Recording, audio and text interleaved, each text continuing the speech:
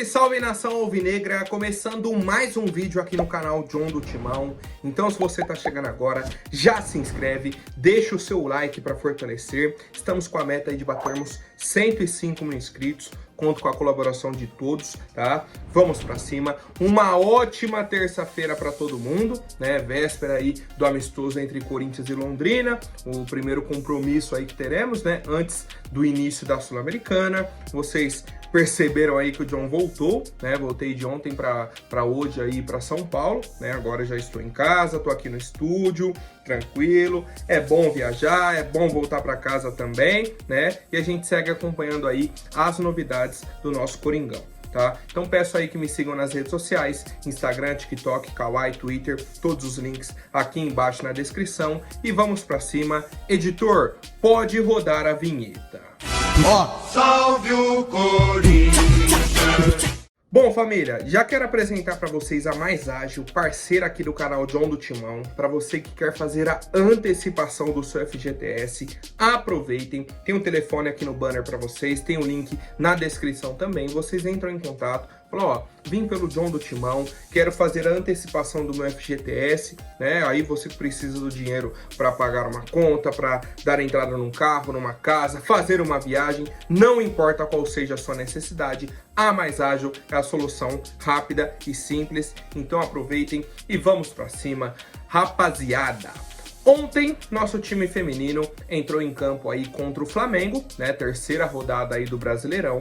E o Corinthians manteve a invencibilidade e o 100% dentro do campeonato, né? O único time aí 100% dentro do Brasileirão feminino é o Corinthians, né? 3 jogos, 3 vitórias, tá? O jogo de ontem não foi fácil, foi um jogo fora de casa aí contra o Flamengo. Apesar do Flamengo estar na penúltima colocação com 0 pontos, foi um jogo difícil, tá? A equipe do Corinthians aí saiu atrás no placar, tá? O Flamengo fez o primeiro gol aí com a Darlene. O Corinthians não tinha iniciado bem, aí a gente foi melhorando, crescendo dentro da partida, criando oportunidades, e aí viramos, né, para 3-1, gols aí da Marisa, da Milene e da Gabi Portilho também, tá? No finalzinho, acho que no último minuto, o Flamengo fez o segundo gol, né, com a Gláucia, mas aí já estava resolvido. 3-2 para a equipe do Corinthians, né? Mais uma vitória aí para nossa equipe, tá? E a gente segue acompanhando aí o Brasileirão feminino da nossa equipe, tá? Então assim, o trabalho vem sendo bem feito, né? É um trabalho assim que a gente tem que valorizar do Lucas, que assumiu com uma enorme responsabilidade, com a expectativa muito grande também, pelo elenco que tinha na mão, pela última temporada do Corinthians.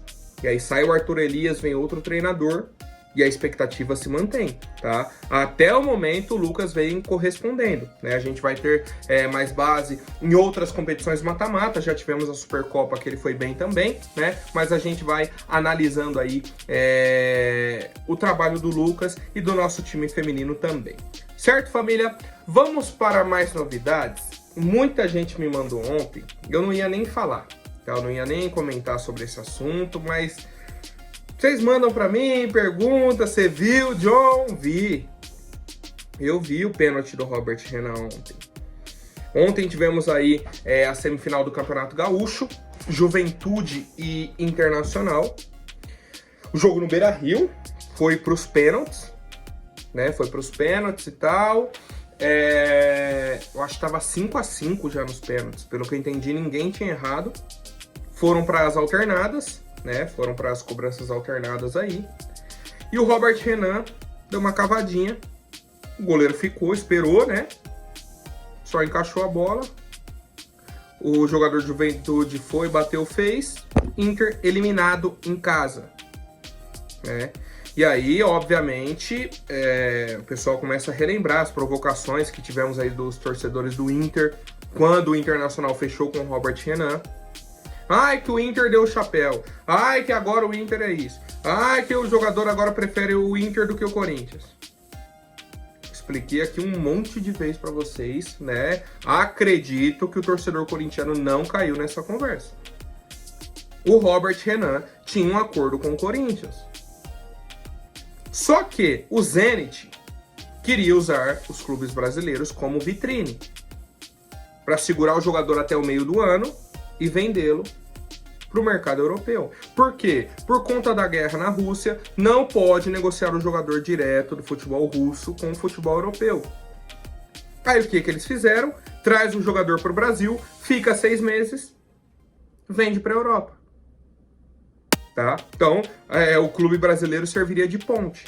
E aí o Corinthians queria dinheiro por isso, ou queria segurar o jogador até o fim do ano, queria ter alguma segurança nesse sentido. O Zenit, não. O Internacional falou, opa, eu aceito. Isso aí eu aceito.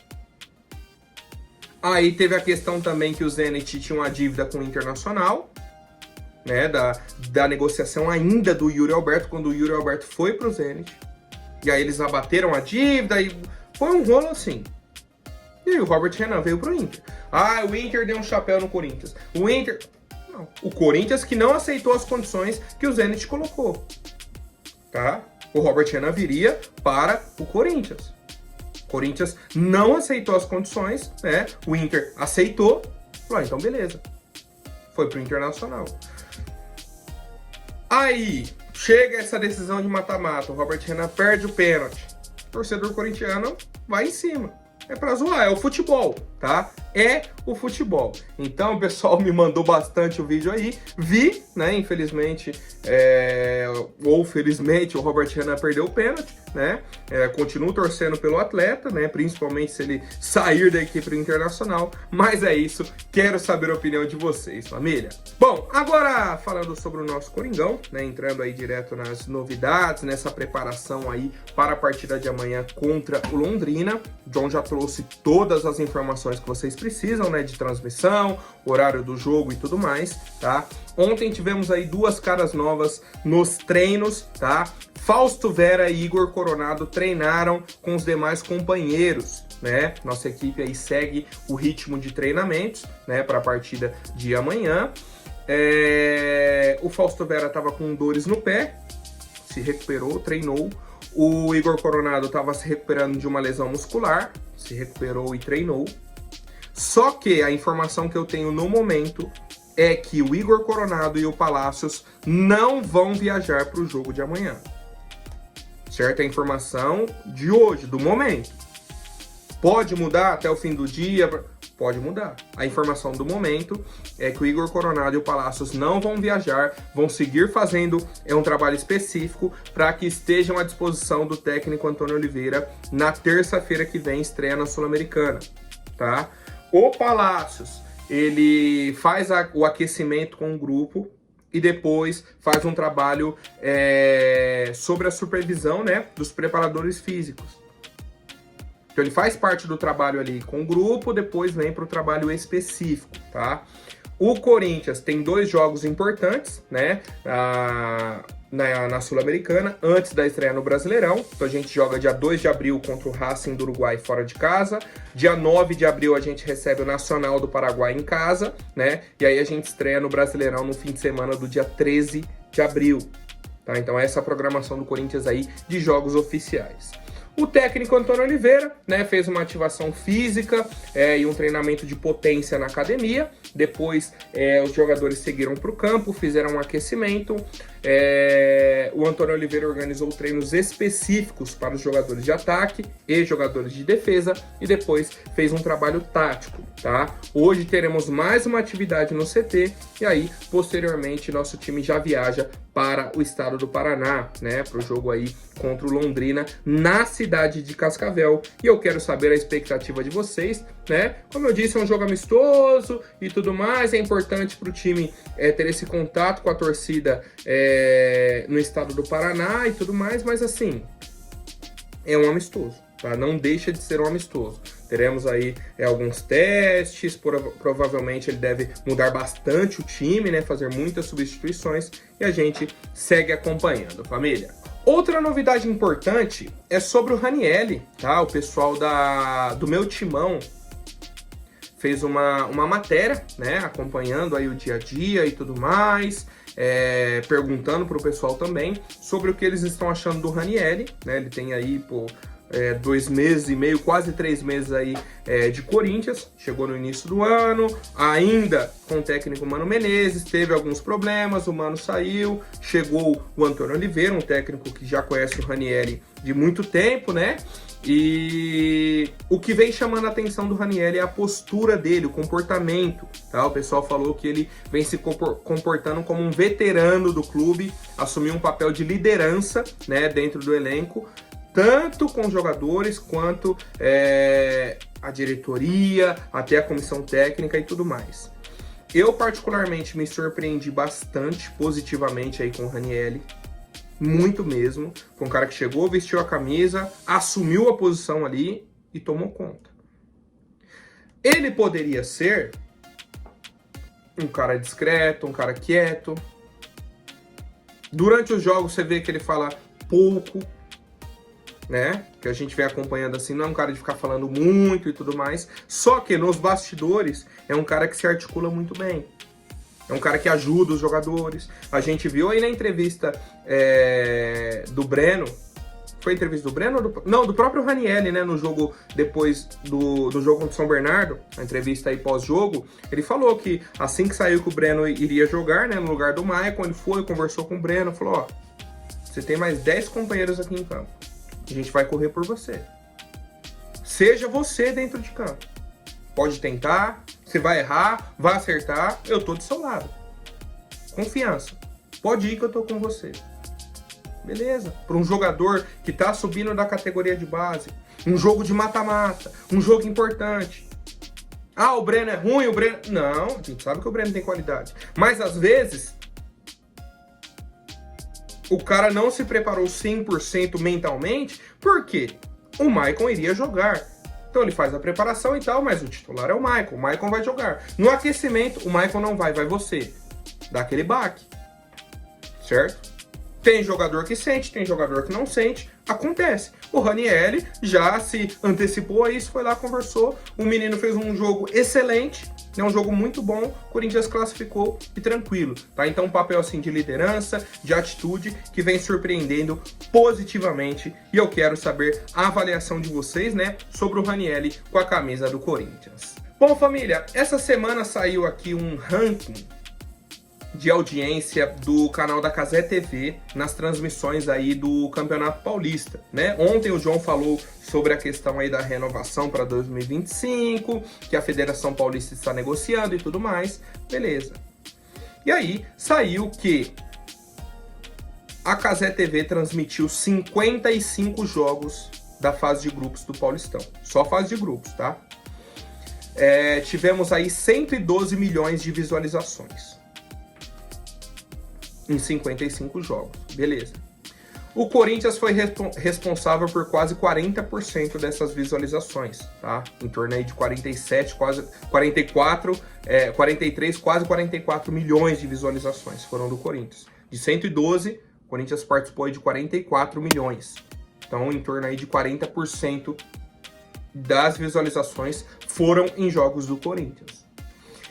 E aí, tem o ranking, né, dos 10 jogos mais assistidos. O Corinthians teve 5 transmissões na Cazé TV.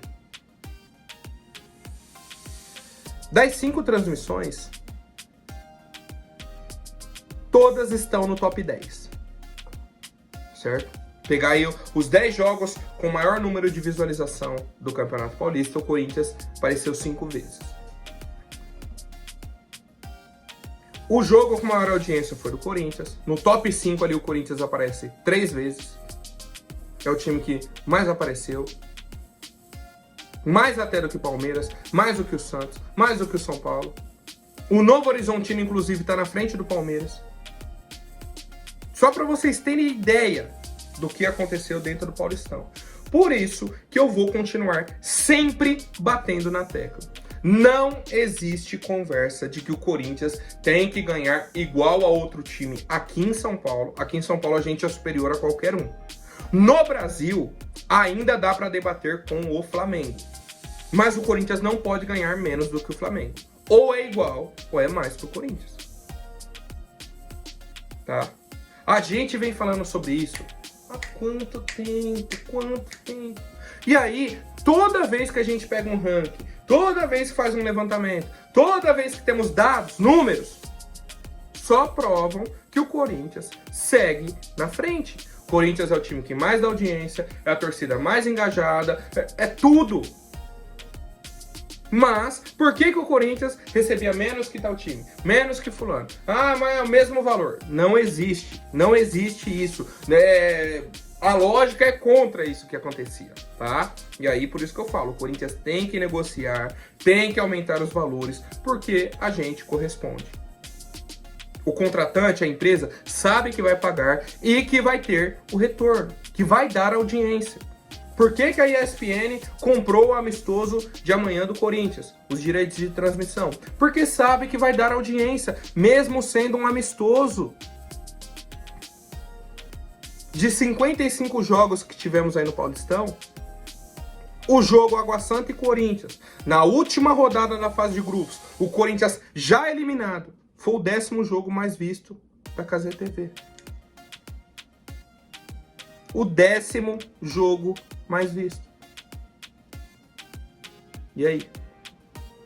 Tá no top 10. Um jogo que o Corinthians já estava eliminado. Foi a torcida do Água Santa que bateu esse recorde, colocou esse jogo aí nesse top 10? Ou foi a do Corinthians? Mesmo já eliminado. A resposta tá aí, tá no gráfico, tá na tabela, tá onde o contratante, a pessoa for pesquisar, vai estar a resposta. O Corinthians dá audiência. Simples, tá? E por isso a gente precisa do retorno financeiro e eu quero saber a opinião de vocês. Bom, família, agora rapidinho falando sobre a situação do Gabigol, né? Uma situação aí que surgiu ontem, né? O primeiro julgamento foi punido aí em 2 anos de suspensão por conta de uma possível fraude, né, no exame antidoping. A situação aconteceu no ano passado, né? Pessoal, os fiscais foram lá no CT do Flamengo para fazer o exame e aí falaram que o Gabigol não quis fazer o exame. Foi um rolo. Que ele se negou a fazer o exame na frente do fiscal, que isso, que aquilo, beleza. E aí ontem saiu o julgamento, numa votação apertada, 5-4, e ele foi punido. Só que a punição foi de 2 anos. O que me chamou a atenção é o seguinte, ele foi punido em 2 anos, aí que eu entendo. Saiu ontem essa punição. Então até o dia 25 de março de 2026, ele estaria punido. Suspensão de 2 anos. Não. A situação, como aconteceu no ano passado, já começou a correr a suspensão. Como que o Gabigol toma uma suspensão ontem, certo? De 2 anos, só que já vinha correndo essa suspensão, segundo o próprio julgamento. E aí, pelo que foi decidido ontem, a partir do dia, eu acho que é 23, 24 de abril de 2025, ele já estaria liberado. Porque como a situação aconteceu em abril do ano passado, contaria 2 anos a partir da data do ocorrido. E não da data do julgamento, certo? Aí eu pergunto pra vocês, se ele já estava suspenso desde abril do ano passado, segundo o julgamento que aconteceu ontem, como que ele jogou o ano inteiro? Que suspensão é essa? Que você dá 2 anos, só que começa a contar do tempo que já passou, de 1 ano pra trás praticamente. Não faz sentido pra ele. Então você vai e fala, ó, ele vai tomar suspensão de 1 ano. É o mais justo, é a lógica. Como que ele toma suspensão de 2 anos, mas começa a contar de 1 ano pra trás? O cara tava suspenso durante 1 ano e ele tava jogando normal? Com essa suspensão, ele não pode nem treinar nas dependências do Flamengo e nem jogar, tá? Obviamente que cabe o recurso, o Flamengo vai entrar com recurso, o Gabigol vai entrar com recurso. John, mas o que tem a ver com o Corinthians? Que o Corinthians está interessado ainda no Gabigol, segue acompanhando a situação dele, e isso é um caso a mais que atrasa a renovação ou não de contrato dele com o Flamengo. O Flamengo falou que as negociações nesse momento estão paradas, né, estão encerradas, suspensas também, e até que se resolva a situação, se ele consegue o recurso ou não, ou se vai ficar suspenso, não tem negociação de renovação de contrato. Só que aí chega perto do meio do ano, né? O tempo vai passando e por isso que a gente vai acompanhando. Vi um comentário também nas redes sociais que me chamou a atenção. O pessoal falou assim, ó, o Corinthians escapou do Gabigol, escapou do Alexandre Matos e do Márcio Zanardi. E aí um outro corintiano comentou embaixo, e teve o Rodrigo Caetano também. Foram 4 situações, 4 sondagens, 4 negociações mesmo, né, do Corinthians esse ano, que não deram certo, cada qual por um motivo, e que depois surge uma outra situação e a gente fala, nossa, ainda bem que não veio. Essa do Gabigol agora, por exemplo, que poderia ter a suspensão se tivesse vindo para o Corinthians, seria suspenso da mesma forma. O Rodrigo Caetano, que ficou 2 meses aí no Atlético, veio a proposta da CBF, ele foi. O Alexandre Matos, que foi para o Vasco, né, tava no Vasco com a SAF, né, a 777, e aí foi demitido agora porque vazaram alguns prints de conversa dele com a imprensa e tudo mais, ele explicando como que tava sendo as negociações, que tava difícil. E o Márcio Zanardi, né, que o Augusto Melo ia contratar, mas por conta do regulamento do Paulistão, não contrataram, né, ele não estaria liberado para comandar o Corinthians, foram no Antônio Oliveira e creio eu que foi a melhor situação para o Corinthians. E aí, é um ponto. Nada disso aqui foi programado. O Corinthians queria o Alexandre Matos, queria o Gabigol, queria o Rodrigo Caetano, queria o Márcio Zanardi. Por algum motivo não deu certo. E depois, a gente viu que foi melhor para o clube. Tá? Então, tem gente que acredita em sorte, outros acreditam em outras situações. A situação parece que mudou a maré do Corinthians. Parece que a gente está num rumo, né? Não sei ainda qual o motivo, mas parece que as coisas começaram a caminhar pra gente. E eu quero saber a opinião de vocês, família. Por hoje é isso. Amanhã eu volto com mais novidades sobre o nosso Coringão. Até mais, um forte abraço e vai Corinthians!